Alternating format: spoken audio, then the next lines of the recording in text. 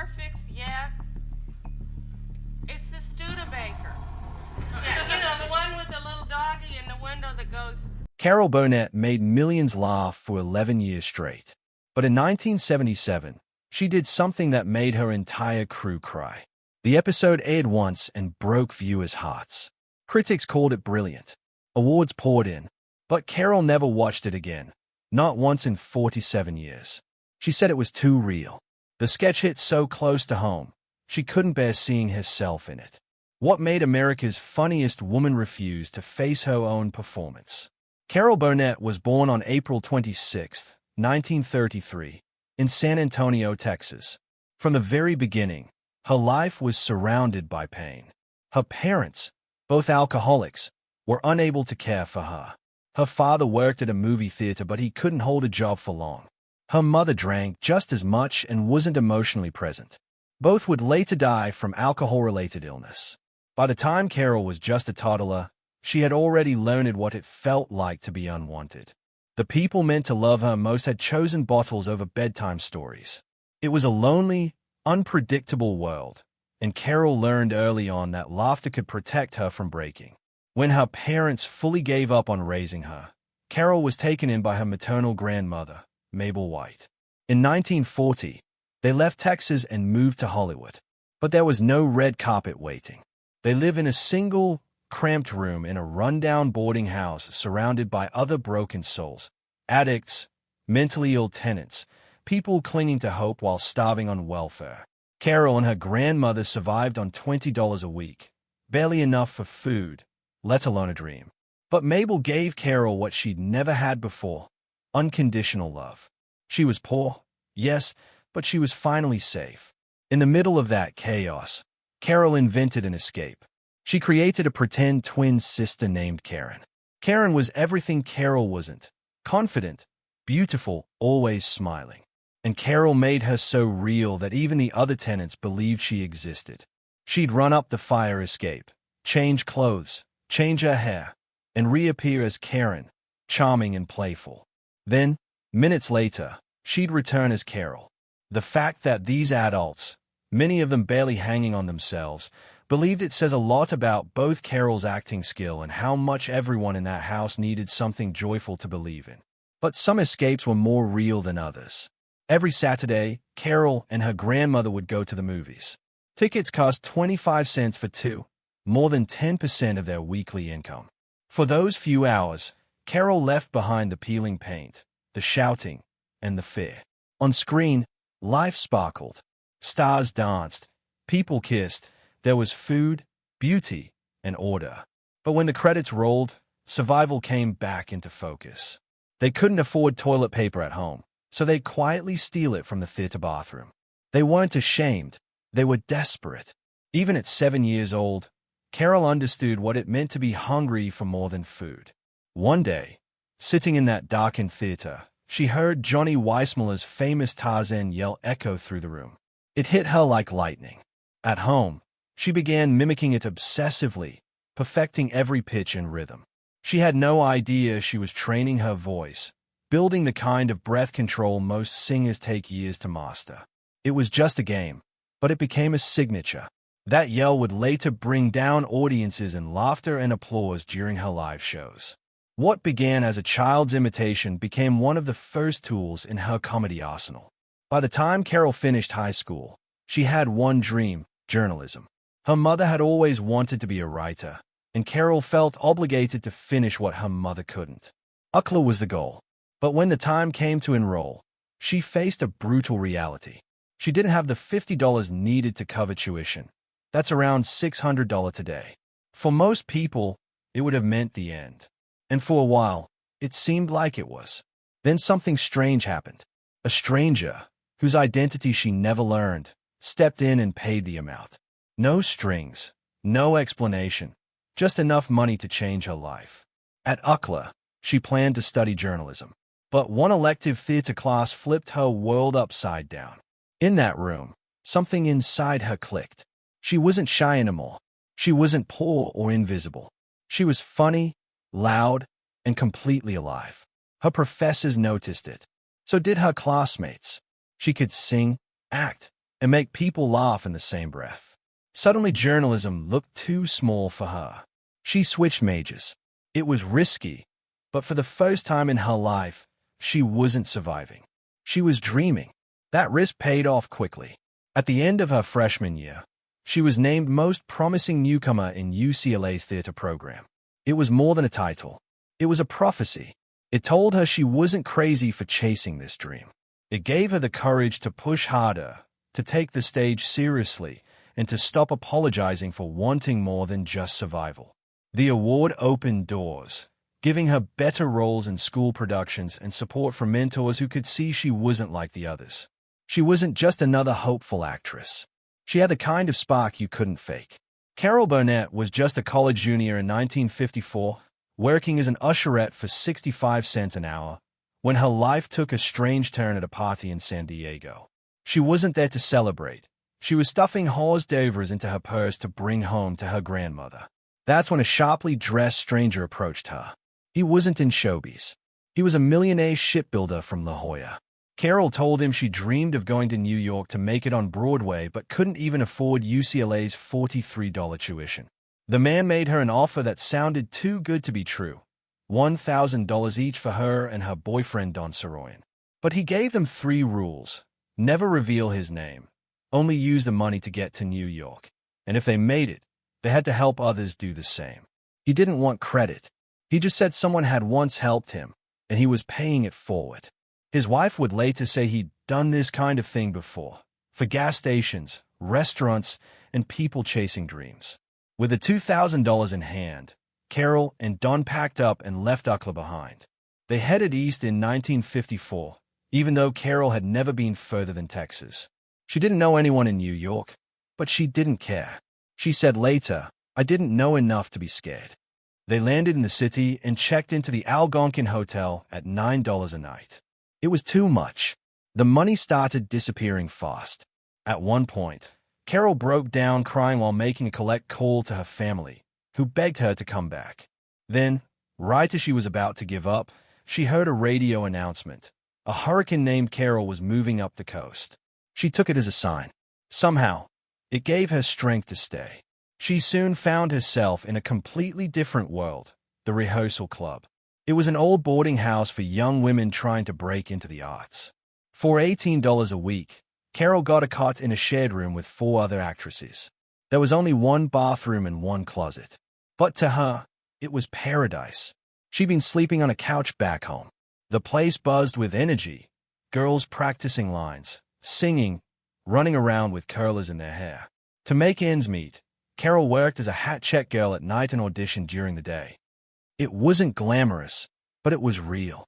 In March 1955, she and the other girls put on a show called the Rehearsal Club Review and mailed out invitations to agents and producers. Big names like Marlene Dietrich showed up. That night, doors started opening. Her first big break came from something totally ridiculous. A love song about John Foster Dulles, the stiff, ultra-serious U.S. Secretary of State, written by Ken Welsh. It was a joke song, over the top and absurd. But Carrie performed it so perfectly that it became her signature. The audiences went wild. She got invited onto the Jack Pa Show and then the Ed Sullivan Show. On January 6, 1957, she stepped out onto the Sullivan stage with her knees shaking. But by the end of her set, people were howling with laughter. In August that same year, she went back to perform the Dulles song again, plus a parody of Puppy Love. That ridiculous ballad turned her into the talk of New York comedy. For the next 5 years, Carrie kept grinding.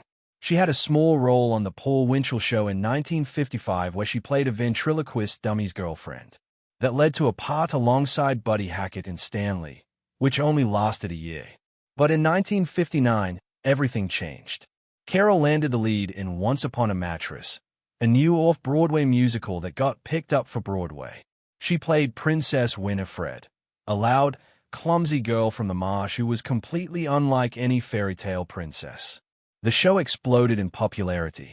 She earned her first Tony nomination.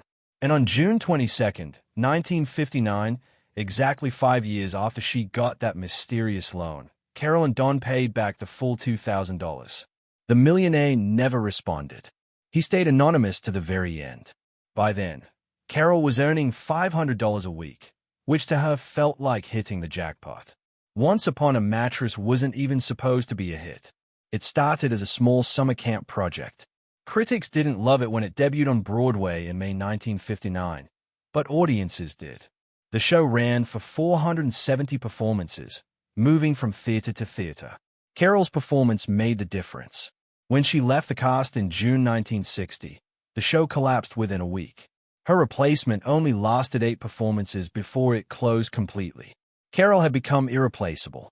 Then came The Gary Moore Show. From 1959 to 1962, Carol went from rising star to full-on television powerhouse.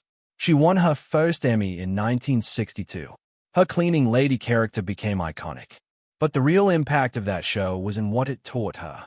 Gary Moore's unrehearsed Q&A warm-ups inspired the live audience interactions that would later define the Carol Burnett Show.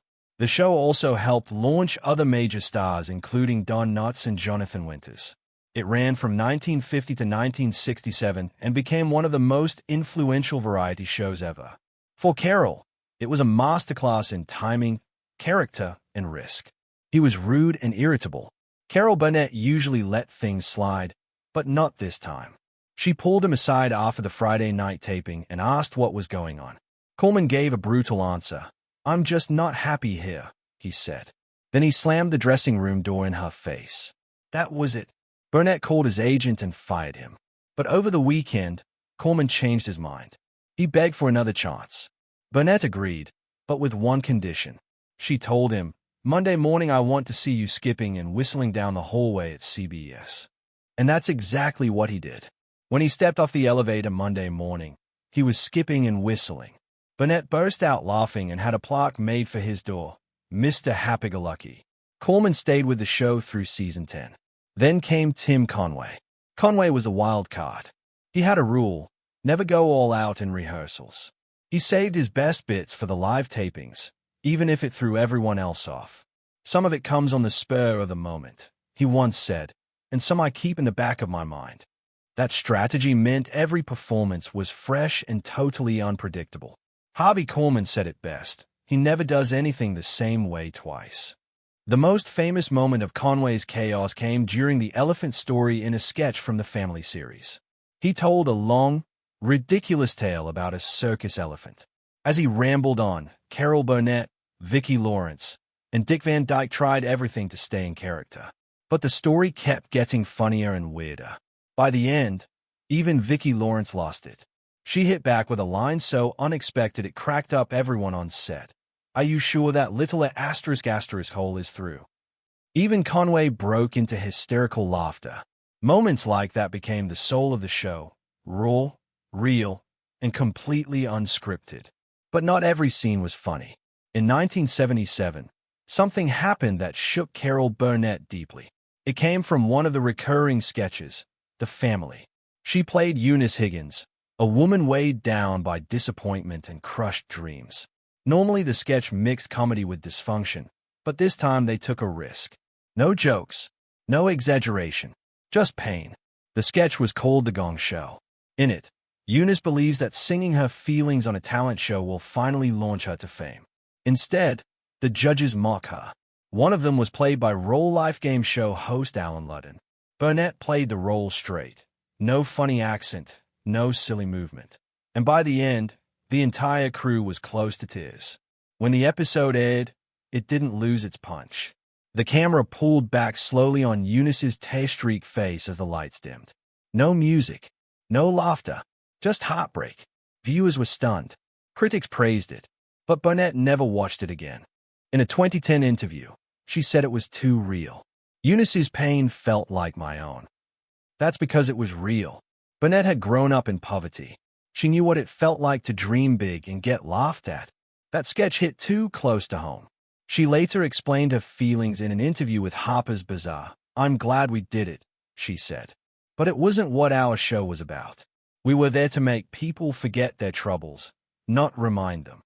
Still, the sketch left a mark. It led to a TV movie in 1982 called Eunice and a spin-off sitcom, Mama's Family. Burnett eventually walked away from the sitcom, unhappy with its direction, but the original episode remained legendary.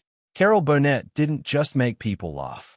Behind the scenes, her life was full of heartbreak, chaos, and family battles that would have broken most people. It all started in college when she met her first husband, Don Soroyan. They were young, in love, and both dreamed of making it big in show business. He was born in Omaha in 1928 and had big Broadway ambitions. They met at UCLA in 1952 and married 3 years later in 1955. But their love story didn't last. Don's daughter from a previous relationship died, and he was never the same. Carol's career took off while his stalled. The pressure cracked their marriage. They separated on Christmas Day in 1959 and divorced in 1962. Don battled depression and alcoholism until his death in 1990 at just 62. He never reached the stage dreams he once had. Carol didn't stay single long. She met Joe Hamilton soon after. Joe was a big-time TV producer and already had 8 children from his previous marriage. He had also produced Carol's Carnegie Hall concert in 1962. They married in 1963 and worked together on her hit show. They had 3 daughters, Carrie, Jody, and Erin, and a miscarriage in 1965. With Joe's 8 and their 3, their house was always full. He won 5 Emmy Awards while producing Carol's show. But while their careers soared, their home life cracked. In 1976, the National Enquirer printed a lie that Carol was drunk at a restaurant while sitting near Henry Kissinger. That hit her hard, not just because it was false, but because she had spent years speaking out against alcoholism. She sued the tabloid for $1.6 million. The case lasted 5 years and revealed how reckless tabloids could be.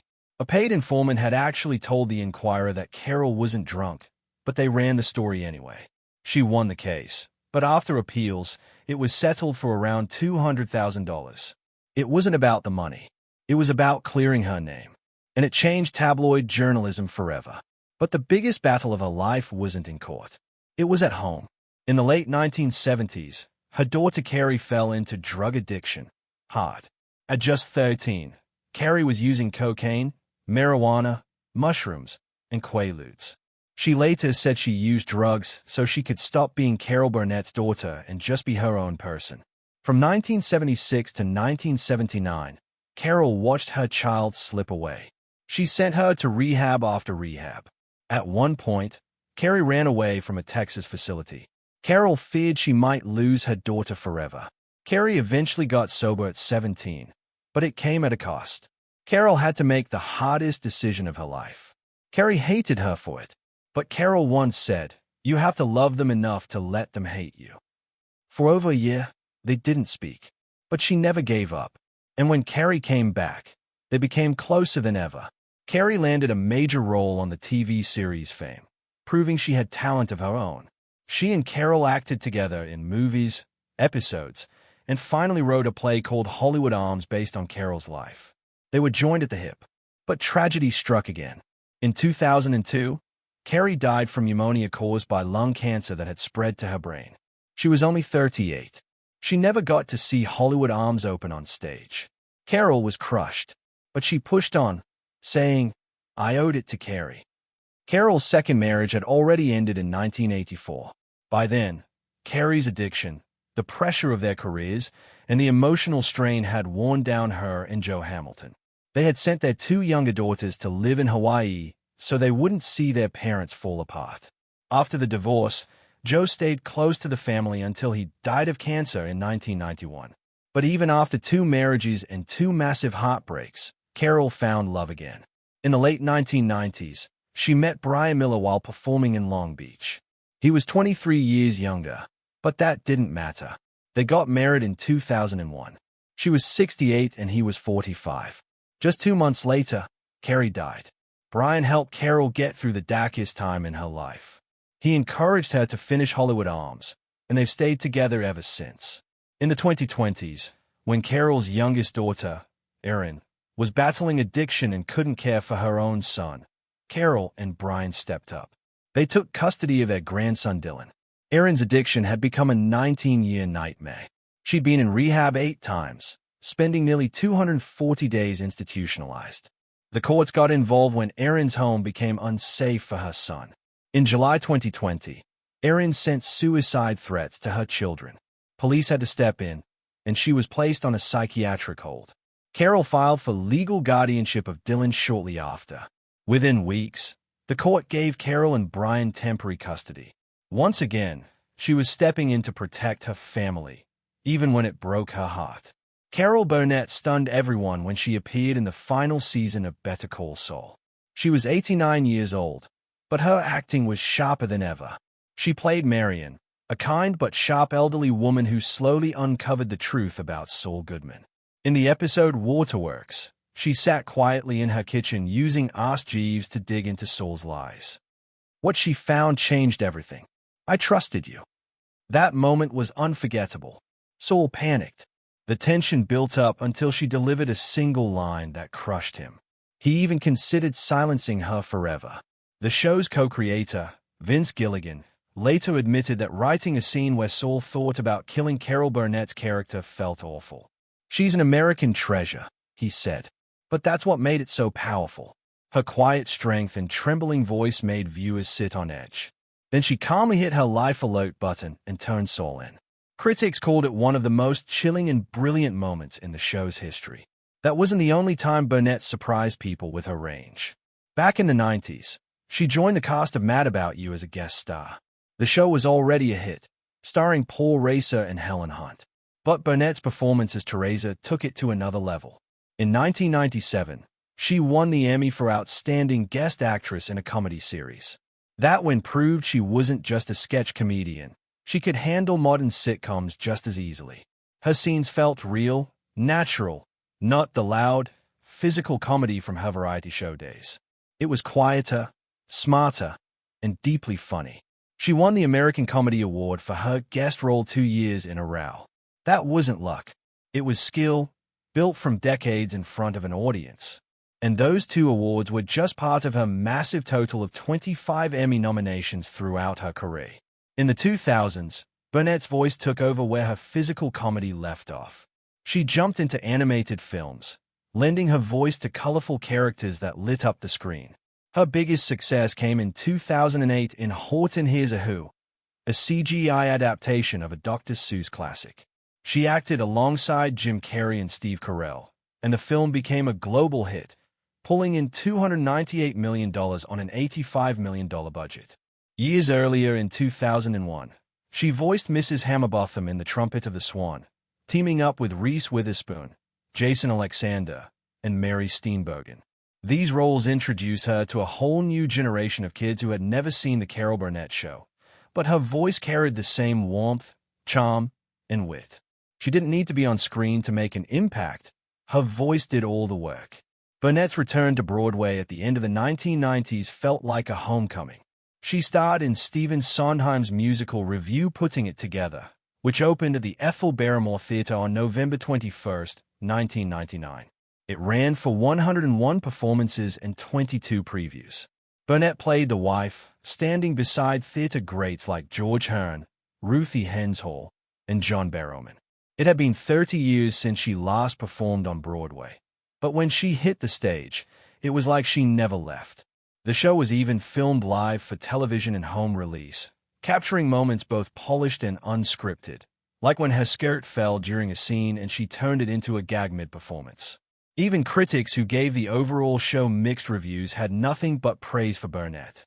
She handled Sondheim's complicated music with ease, proving her stage presence was still unmatched. And just when people thought she had done it all, Carol Burnett reappeared, this time on Apple TV Plus in 2024. She starred in Palm Royal as Norma Delacourt, a wealthy Palm Beach woman who spends most of the series in a coma, until she suddenly wakes up. The role demanded a lot. Not only did Burnett have to perform physical comedy, she also had to create a kind of gibberish dialogue to mimic someone just regaining speech. She made it all up on the spot. That level of improvisation isn't easy at any age, but Burnett was 91. Her work earned her a nomination for Outstanding Supporting Actress in a Comedy Series, making her the oldest female nominee in Emmy history. The show premiered on March 20, 2024, and went on to earn 11 nominations. The cast was packed with stars: Kristen Wiig, Ricky Martin, Laura Dern, Allison Yanny. But Burnett still stood out. And once again, new viewers discovered a woman who had been entertaining the world for over 7 decades.